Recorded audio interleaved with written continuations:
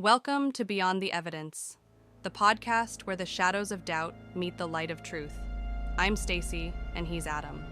Together, we'll journey into the heart of real-life mysteries, peeling back the layers of fact and fiction to uncover what truly lies beyond the evidence. Each week, we dive into cases that will make you question everything you thought you knew, from unsolved disappearances to chilling true crimes, and even perplexing phenomena that defy explanation. With that said, let's jump into today's episode.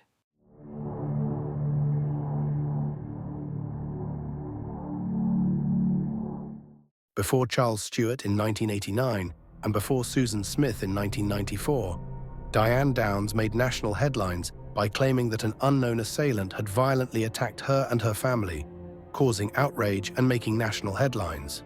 The Downs incident occurred on May 19, 1983, when the 27-year-old mother insisted that she and her 3 children had been shot by a stranger on a deserted road in Springfield, Oregon. Local police alerted the public to be on the lookout for a dangerous man with a gun as the toll of the attack on Downs and her children became clear. 7-year-old Cheryl was dead. 3-year-old Danny was permanently paralyzed from the waist down, and 8-year-old Christy was clinging to life, having suffered a stroke because her blood pressure was so low. Downs herself had been shot in the forearm during what she claimed was a struggle with the mysterious stranger. But as would be the case years later with both Stewart and Smith, the shocking truth eventually came to light that Diane Downs had allegedly lied about the deadly attack on her children. The ghastly crimes were not perpetrated by a nameless, faceless stranger, as she told police, but seemingly by Diane Downs herself. Downs was born in Phoenix, Arizona in 1955 and attended Moon Valley High School, where she met and fell in love with her future husband, Steve. After graduation, the two went their separate ways for a bit, Steve to the Navy and Diane to Pacific Coast Baptist Bible College in California. Downs was expelled from the college after 1 year, reportedly for her promiscuity, and she returned home to Arizona and reconnected with Steve. The couple married in November 1973, when Diane was only 18 years old. The marriage was rocky almost from the start, but she became pregnant quickly and had her first child, Christy, in October 1974. A second child, Cheryl, quickly followed in January 1976. Despite the arrival of 2 daughters, Diane and Steve's marriage was unstable, and Diane would often take the kids and leave their home, but would always eventually return home to Steve. The family moved to Mesa, Arizona, and Diane and Steve worked at the same mobile home manufacturer. It was in Mesa that Diane had an affair with a co-worker and became pregnant yet again. In December 1979, she gave birth to her son, Danny. Steve knew that Diane had multiple affairs and that Danny was not his biological son, and he and Diane divorced in 1980. Downs then fell in love with a married co-worker named Robert Knickerbocker, who continuously promised Diane he'd be with her and always reneged. Knickerbocker even reportedly told Downs he'd leave his wife and move to Oregon to be with her, where she'd taken a job with the U.S. Postal Service to be closer to her parents. Eventually, in early 1983, Knickerbocker told Downs that he was not going to leave his wife for her, and that he did not want to be father to Downs' children, or any children for that matter. For Downs, this was the last straw in a series of culminating disappointments in her life. Downs had only been living in Oregon for 6 weeks when it seems she just snapped. On the night of May 19, 1983, Downs was driving with her 3 children. According to Downs, they had visited a friend in the nearby town of Marcola and were driving back to Springfield along a lonely stretch of highway. Downs is said to have claimed that she spotted a bushy-haired man who waved down her car along the desolate road. She then said she pulled over because she thought the stranger needed help. But Downs' story continued that when she got out of her car to help, the man told her that he wanted her vehicle. When Downs expressed disbelief at the man's request, she said he started shooting through the window at her 3 children. Downs said that she then faked throwing her keys out of the car into some bushes, pushed the gunman away, and got back into her car and drove as fast as she could to the hospital with her gravely injured children.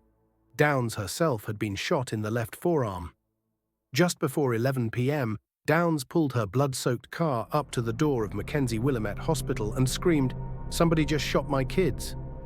Cheryl, 7, lay dead in the front seat, and Christy, 8, and Danny, 3, was sprawled in the back seat, clinging to life.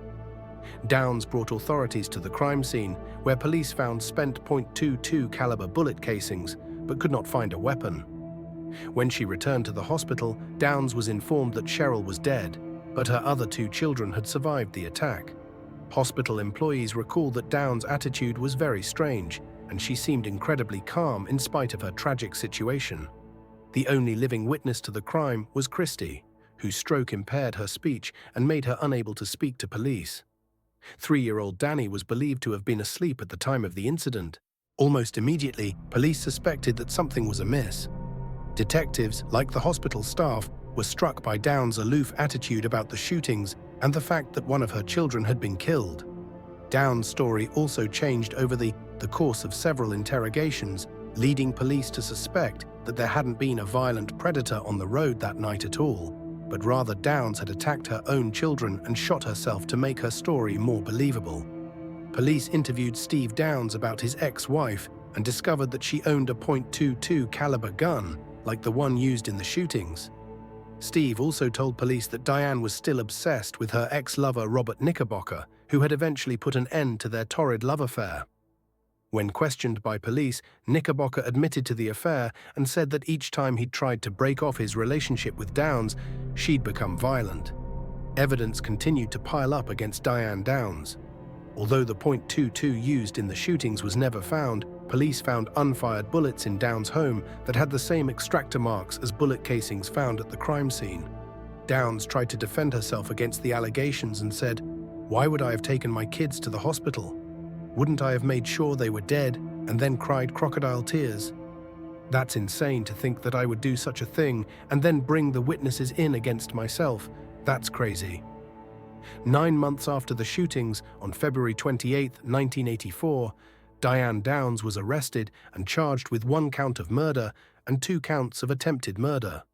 Prosecutors argued that Downs wanted to kill her children so she could be free to continue her affair with Robert Knickerbocker, who had been adamant that he did not want children. When the trial began, Christy Downs, then 9 years old, had recovered the ability to speak, and she provided extremely damaging testimony for the prosecution. On the witness stand, the young girl was asked if she remembered who shot her. Christy's response, "My mum." Christy said that her mother had pulled the car over on the dark, isolated road, retrieved something from the trunk of the car, and started shooting at her and her siblings. On June 17, 1984, a jury found Diane Downs guilty of murder and attempted murder. She was given a life sentence plus 50 years. In an interesting development, in 1986, Christy and Danny Downs were adopted by Fred Hughey, the lead prosecutor who put their mother behind bars for the rest of her life. It seemed as if Diane Downs' bizarre and tragic story was over when she was sent away to prison to serve her sentence. But on July 11, 1987, Downs escaped from the Oregon Women's Correctional Center in Salem. For 10 days, Downs remained at large. On July 21st, she was recaptured less than half a mile away from the prison at a house with a group of men. Later that year, Downs was transferred to a maximum security prison in New Jersey, where authorities believed she would be less likely to escape because she knew no one there and would have no place to run. Today, Diane Downs is 63 years old and sits in a California prison. She's been imprisoned for nearly 35 years. All these years later, Diane Downs still maintains her innocence. Downs was denied parole in 2008 and 2010. Her next parole hearing will be in 2020.